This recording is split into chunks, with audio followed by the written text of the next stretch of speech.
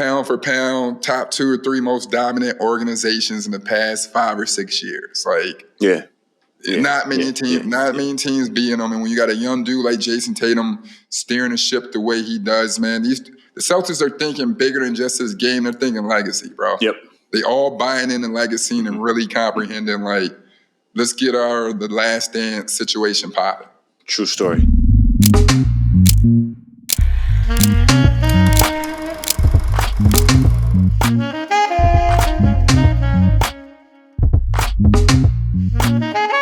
Hey, what's up, everybody? Welcome back to yet another episode of Point Forward.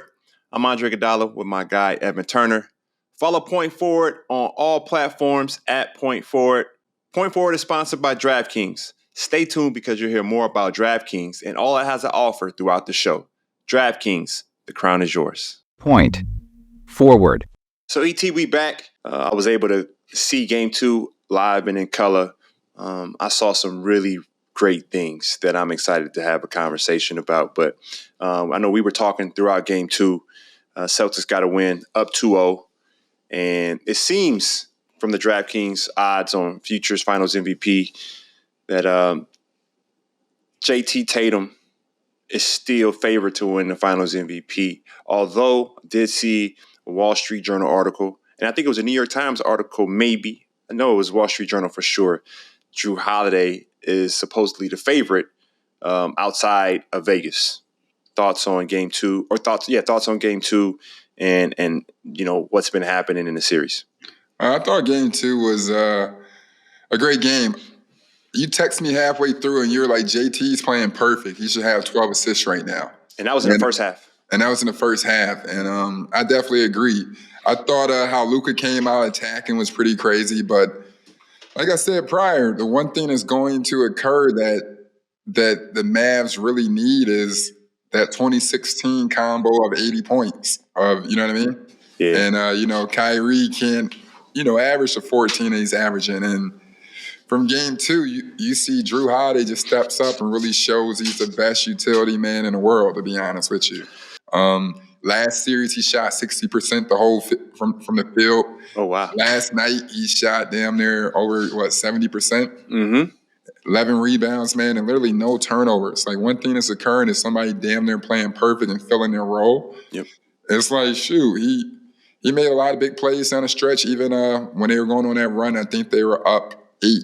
They were up 8. He got the steal and hit the 3 to put them up 11. So, yes. Yeah, I think, to be completely honest with you, if it's not Tatum, I really see Drew really stepping up and, figuring out ways to put together games because, like you said, not only is he a utility man, but what he's doing is shutting down some of the best players in the world and the key defenders at a high level. But Tatum, the way that Tatum is playing right now, his poise as a young dude and not forcing anything, letting the game come to him, it almost makes you wonder if he was a thirsty hooper. Like, you know what I mean? Like you understand what I'm saying? It'd be like, what if he wasn't so poised? What if he was thirsty and trying to win MVP right away or have a Game 7 2010 like Kobe where he's 7 for 29? Nah, he literally goes out there, plays in the flow of the game, and still gets 20 points, bruh, or 25 points, which is crazy, with 4 other killers on the team. I was really in awe because I was sitting next to a young kid. I shouldn't say young, early 20s, and he's close family of a great NBA player. And we were having conversations, and he was saying, JT got to attack. And I'm saying, nah, JT's making the right plays. But he said to me, at some point, he's got to start attacking. He's got to score. He's got no points. I said, he should have 12 assists already. And he looked up, they were 6 for 20 from 3. When he said it, he was like, man, they are 6 from 20 from 3. I'm like, no, he keeps making the right plays. Dallas was playing well. Luka has 23 in the first half. And then you look up, it was a tie game. Boston is up by 1 or 2. And I'm like, they still winning the game. And JT hasn't scored yet. He's doing exactly what he's supposed to do. And I said, one thing he can do is get to the foul line and kind of get himself going. But I was just really, it was pleasant to see your star player who is number 1 on the team offensively, maybe one of the top offensive players in the entire league, right? Arguably one of the top offensive players in the league, take what the defense gives him. Because I don't think I'm sitting up there up close and personal. And I see articles about J. Kidd and his gamesmanship. J. Kidd is a genius. He makes certain comments, and this is what people don't understand about the finals and these playoffs when you get deeper runs. Everybody's listening to everything, even the players. And there was an article saying J. Kidd's mind games didn't work. That was the article that was written that I saw this morning, Monday morning. And it was around him saying Jaylen Brown was the best player on the team. Then even Drew Holiday had to respond to it and say, I didn't hear that. I had to agree. But the beauty of that is all three of them, Drew, Jaylen, and JT, they still went out and executed what they needed to execute to win the game. And that's something that it hurts the game when it happens, when a player forces something to the detriment of the team. We see it over and over and over again. But at this level, when I see Jaylen is playing at a high level, man. He got the Eastern Conference MVP deservedly. He's guarding Luka. He's switching with Drew. They're both taking turns. Like, who picks him up? Their coverages are on point. I saw JT. You know, he was guarding Gafford. He's guarding the bigs. He's doing all that stuff. And then I seen him close out to a non-shooter. And that guy just got in the game.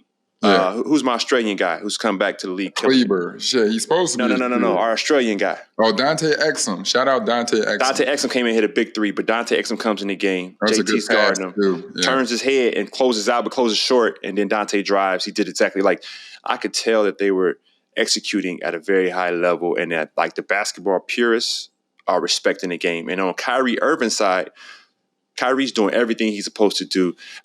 They're letting Luka play one-on-one, actually.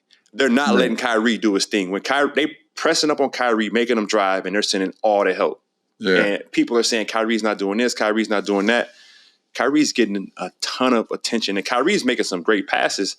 Yeah. For me, end of the day, Dallas just ain't good enough. Point. Forward.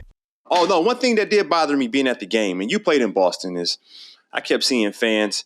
I got to say this. No, Dave Portnoy is a lane for that. To a certain extent, and I don't even want to use, like, no bad language or like whatever. Like, come on, bro. Get off that man dick, bro. Y'all be like on his, like, get off his dick, G.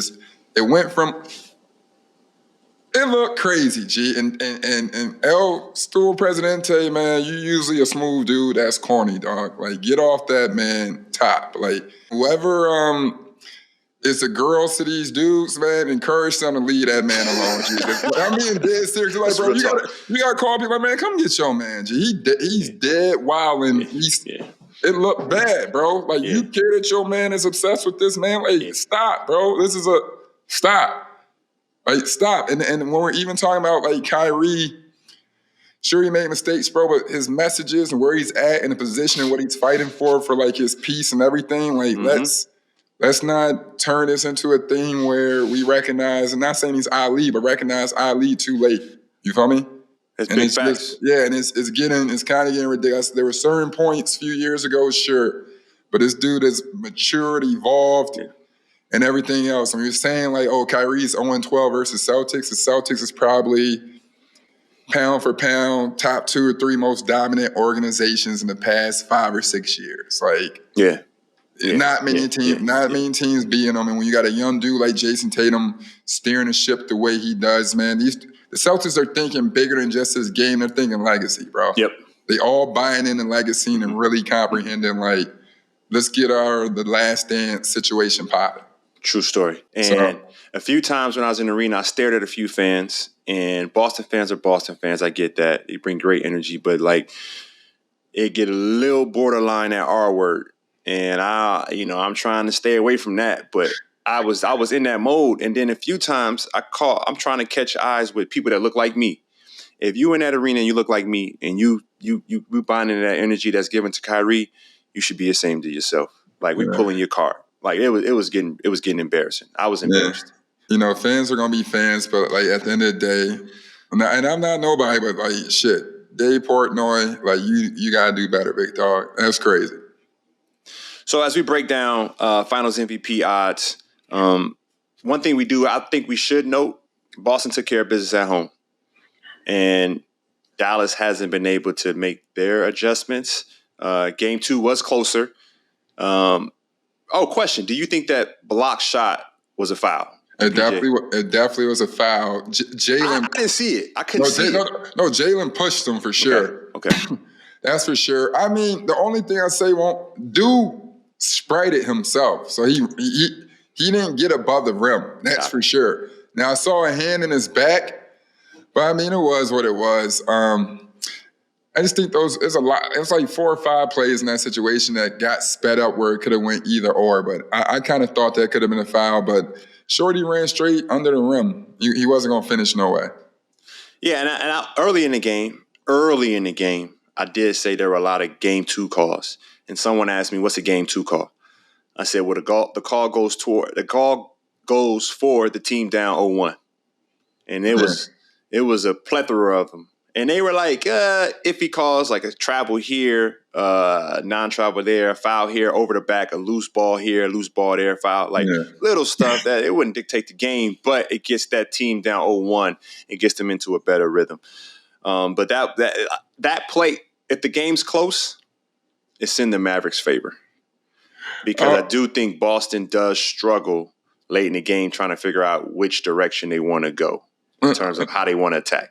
I mean, fuck all that, bro. Luka has showed enough. If the game is close, it's going in his favor, champ. Like, you know what I mean? That's what I'm saying. No. Yeah, I'm saying like which way they go. I'm just saying like if that dunk goes in and it's a 5-point game. Like those games are close. Like Luka and them got a chance. So I'm saying they down 0-2, but they going home now. Like I wouldn't say the series is over yet, but it looks like Celtics should be coming home with one. No, I think so, for sure. Like I said, that length that the Celtics have, I equate it to what the Clippers had. And I just believe in order to beat the Celtics, your 2 stars got to combine for 80. Yeah. And I just think defensively, Kyrie can't have, under 20. Like, he's got to have 28, 29 and cracking and rolling. Yeah. How old is Kyrie now? I'm 36. Kyrie got to be 33? I'm 35. Kyrie 32. 32. He got some miles on him. Yeah. And so JT is still favored by DraftKings on the odds for Finals MVP at plus 125. Jaylen Brown is at plus 175. Luka Doncic is at plus 600. Drew Holiday comes in fourth at a plus 750. That's pretty good odds right now, I would say. Yeah, Drew joint, that is. Damn, Josh, that's good odds. I like that. That is a good odds, man. If I was a betting man, I'm not, never been. That is probably the bet because he's going to have opportunities. He's going to have the similar opportunities that I had. And when I say similar opportunities is, I don't know if I've ever said this, but coming out of game 6 of the finals, I think LeBron's interview, they were trying to compare our stats. Like, LeBron, you let Andre get the best of you, or he had great games. And LeBron's like, I didn't go against him. Like, the game plan was for him to beat us, and he just took advantage of the opportunity. I feel like Drew has a lot of opportunities offensively to have some numbers, while his defensive side is always going to stand out. Point. Forward.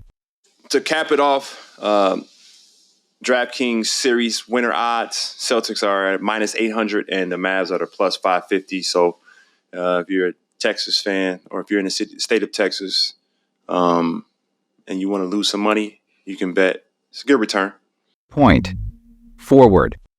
We're this close to crowning an NBA champ. And with the action heating up on the court, it's even hotter at DraftKings Sportsbook, an official sports betting partner of the NBA. With same-game parlays, live betting, odds boosts, and so much more, don't miss out as the NBA postseason winds down. And if you're new to DraftKings, you got to check this out. New customers bet $5 to get $150 in bonus bets instantly. Download the DraftKings Sportsbook app now and use code POINTFORWARD. That's code POINTFORWARD for new customers to get $150 in bonus bets when you bet just $5. Only on DraftKings. The crown is yours. Gambling problem? Call 1-800-GAMBLER. In West Virginia, visit www.1800gambler.net. In New York, call 877-8-HOPE-NY or text HOPE-NY 467-369. In Connecticut, help is available for problem gambling. Call 888-789-7777 or visit ccpg.org. Please play responsibly. On behalf of Boot Hill Casino and Resort in Kansas. 21 plus age varies by jurisdiction. Void in Ontario. One no sweat bet per new customer. Issued as one bonus bet based on amount of initial losing bet. Bonus bets expire 168 hours after issuance. See dkng.co/bball for eligibility, wagering, and deposit restrictions, terms, and responsible gaming resources. Point. Forward. I got a question for you, ET. At what point does the reward outweigh the risk? Bro, I was at a restaurant last week and one dude was like, bro, I bet 10 to make 11. Like he had $1,000 like bet. And like in my head, I'm like, okay. Then I'm like, you mean like 11,000? He said, no, 1,000. It's a sure thing. And they lost. Yeah, I'm like, so I look over at the nigga. I'm like, man, you gonna be up all. You better go to Europe and see if they got some games on, like or like Japan, and see if you can get that bread back. But I'm like, bro, he said in my ear like 3 times, like 10 to make 11. That's what I said, and like in my head. But where I was at, it was a bar full of crazy dudes. One dude like, I got 7 down. I'm like 7. I'm like, bro, I'm not even spending like this today. I know, like, so it was like the wildest thing when he said 10 to make 11. I'm like, you mean like you gonna make 11,000? No, I'm gonna make 1,000. And he's just like, this is a sure thing, bro. I'm telling you. And he lost. I just remember looking back. I'm like, man, that nigga lost. That nigga, I hope he is who he say he is. Isn't that crazy? So I don't know what that is at that point. I don't gamble because like I'll go buy what I want. Like that's what I learned. Like when I was younger, I tried to make bets and stuff, and I'm like, wait, bro, I was out of that little 500 G. I could have bought me them 2 Jordans, man, or I could have got me a Gucci belt. So I think it's all about what you really, really, really want. But a quick lick, bro, a quick flip is something. My homie Red, shout out to my homie Red. That's crazy. He like the parlay man. So like he'll do like a $20 bet and do 26 games. So like just the other day, he just told me he hit for 20 bands on like a 26 game parlay. Like that type shit. So he'll do 26 game parlay? Yeah, bro. I kid you not, respect to my man Red, bro. We didn't talk like 4 times in the past year, and he didn't hit that many. Bro, he just texted me the other day. Red the man. Like, he getting money, G. So, like, sometimes I be like, bro, tell me what you doing, G. Literally, Red is like 26 games, bro. I thought it was crazy, G. He was like, bro, I just hit for 15. I just hit for 10. Like, literally. I'm like, bro, 26 game parlay, and he's probably betting on a rodeo. He probably bet on a rodeo on the too. lows, like whatever it is. He made sure he take like the lows or something. I don't know what he said, but it was like literally 26. You know, 4 people just went to jail for betting on the lows, right? I'm out the league, man. So it ain't like I'm involved. I didn't see it, bro. The whole thing is crazy, G. Like even like when that baseball player made all them bets, G, and it was like. I didn't even see all that, but I was like, come on, man. 4.3% of his bets on baseball. You got to be a stupid motherfucker to get fired on your day off. It reminds me of this time I went to a Catholic high school, so you're supposed to get in trouble when you fight. So there's this one kid, he got beat up like 5 times, right? So people are like, why ain't y'all kicking him out? They're like, well, he's not winning. They said he's not winning. Like, y'all just need to figure out to just stop beating him up. Like, literally. He graduated. It's like, bro, he's not winning. He's not winning, dog. Like, and everybody's like, yeah, I guess that is true. Point forward.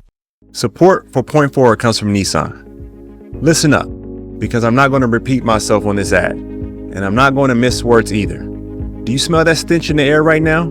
That's complacency.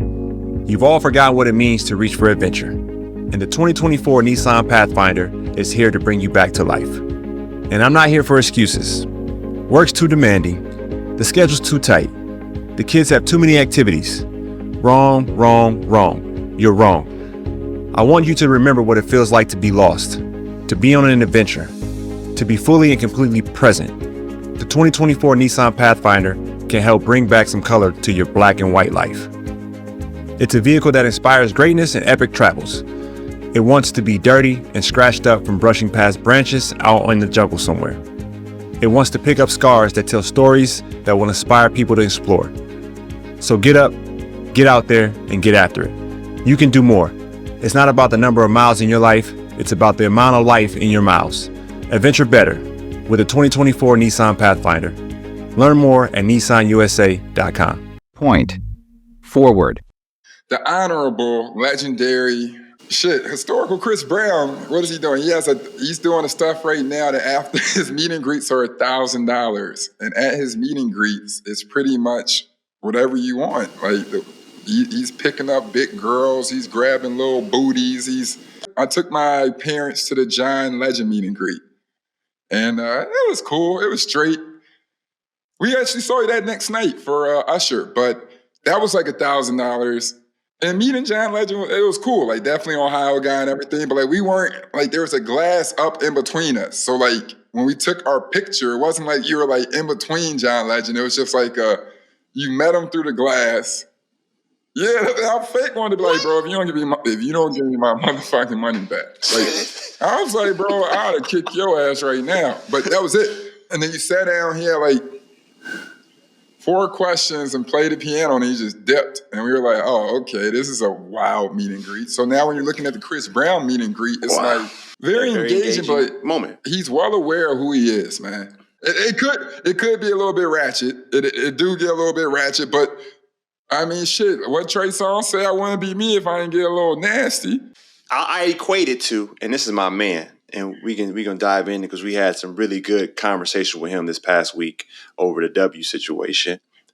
But it's like when Gilbert doubled down with the dance moves in Philly in the starting lineup after the situation in their locker room. That was crazy. It was like, come on, man. That's what I'm saying. And so, but I also, I don't know how to properly approach this question that I would like to ask, but we've seen Chris Brown and people not let him in the room because of past discretions. And he has a whole fan base claiming, you can't do certain things. But you go and pay the $1,000 for this interaction. Like, I'm just totally lost with society at this point. Because I have no qualms. Like, I have no issue with him personally. I don't know him. I met him once. Good dude. And we all make our mistakes. And, you pay your debt to society in some form or shape or fashion. But this one is just, I can't figure this one out. No, you're right. I think there's certain things in life that just are like enigmas. You know what I mean? And like, I mean, shoot, even reverends lose their minds. Like you understand, like in a sense of like it doesn't like really make sense because, like you said, the past mistakes he's made, and the perception is he's canceled or you should stay away from him. But then that's at the top. But then when you go down to the bottom and break through it, the reception's a little bit different. Clearly, it ain't stopped no groove. He's been on tour ever since, and you know what I mean, walking his way to the hall. I mean, Michael Jackson like talent. I respect his talent. No, definitely. He be performing his ass off. He's unbelievable. Point. Forward. Your conversation with Gilbert, Stephen A's had a lot of conversation last week. Everybody's having a conversation around it. I do think the conversation we're having about the W is really good. Like, continue to have conversation. But if we can make it about the actual game, that's when it's in a good place. But I do think this is about the game because you were telling folks, like, if you think Caitlin Clark was snubbed, then what about Enrique? Like, she's second in the league in scoring. She's been top 2-3 in scoring the last couple of years, and she got snubbed. 3-time NBA All-Star. She won the All-Star Game MVP in like 2021. You go back to her college days where she hit the 2 back-to-back game winners in the Final Four. Like, been a dog since day one. So when you sit still, I think a lot of people I'm trying to comprehend when they're saying you got to look at the ratings. And they're like, is the Olympics rating based or is it not rating based? Like, I'm trying to understand. I'm like, does the rest of the world, respectfully, there's a minute where we're trying to get people to care about men's basketball because it's such a soccer dominant world. Like, does the rest of the world dive into basketball like that? Is there, if you throw it out there, pause, is somebody catching on the other end on a global standpoint? I'm not saying that in a disrespectful sense. I'm just truly asking, like, is there a media push to really break all this in there? And, I guess what women's soccer has done for, the months they've done during, the Olympic time, Could that be like a consistent thing from female, like women's basketball? I don't know. I'm literally just wondering, if that was something. Well, I think what Gil and Stephen A. were trying to say is it's essentially the Christian Laettner Act. Shaq didn't make the Olympic team, and Alonzo Mourning didn't make the Olympic team. And you can argue it could have been them. Yeah. Because Isaiah didn't make the team. But Christian Laettner was a cold white boy. Yeah. Like, Christian Laettner was really cold. And you know how I feel about certain people and their fast twitch and how they get into the game of basketball. Like, it is what it is in terms of like certain skill sets, certain things you need naturally to be good at basketball, whatever. But Stephen A. made that point about Christian Laettner and that Caitlin Clark and the effect that she could have because they won the last 7 gold medals. There's no threat anytime soon of them losing. So what does it matter anyway at that one slot if it could bring us a couple extra million? And then everybody keeps running to we didn't have private jets till this year. Yeah. Like, I keep hearing that over and over. That's the argument I get consistently. Yeah. No, I mean, I can definitely see that. I definitely understand if the title's not in any scarce position and it comes down to it, I can see why she would be there, try to benefit the sport even more and try to, hopefully bring back money for, the W in that sense. I could definitely see that. I guess when you bring up the Christian Laettner situation, I wasn't the oldest in 1992, so I'm kind of like naive and being like, Michael Jordan needed Christian Laettner to help bring eyes around the game of basketball. Sure, I'd never heard that, but okay. And then shortly after that, I never saw no Eric Laettners or no nonsense like that. No, but that's what I'm saying. But regardless, I'm just saying, you never heard from Christian Laettner after that. It damn near killed him. He was an all-star. He's an all-star. Did he get hurt? He was an all-star in Minnesota. He didn't make the all-star in Atlanta. He made the all-star. Yeah, so don't get twisted. But I'm just saying, in 92, people were bringing up Michael Jordan that was the same spot where they had the Michael Jordan whole mural in Barcelona. So, MJ didn't need help from Christian Laettner selling seats. I agree with that. I think with Caitlin is just that extra add-on where the Christian Laettner act is Emeka Okafor was on the squad when they got the bronze. Anthony Davis was on the squad with us in 2012. It's like a carve out for one. No, and I'm not knocking that, but I'm just saying does Caitlin Clark's name ring heavy in Germany the same way that it's going to ring in America? They make it seem like it is. I don't know what it means either. They could legit be is this we got the top fencers or top hockey players, and you might not know who the hell, or golfers, you might not know who the hell they are until 10 years from now, and they 30-something. So I'm just wondering, if she went over there, is the gym already going to be sold out as is, or is it going to be we got to move this to a bigger arena? Because that's the difference. What she's doing now, she was playing at football stadiums and shit like that. But I don't know if people are going to stop and be like, I'm going to go see the women play because Caitlin Clark is on the bench. Point. Forward. ET, go crazy. And I'm specifically speaking on the Lakers situation. You've had some pretty, I think, spot on commentary around how hard it is just to be I think it's dual, being a coach, not just for a certain superstar player, but just being a coach for the Lakers. The Los Angeles Lakers can be a daunting task, just with everything that comes with it outside of basketball.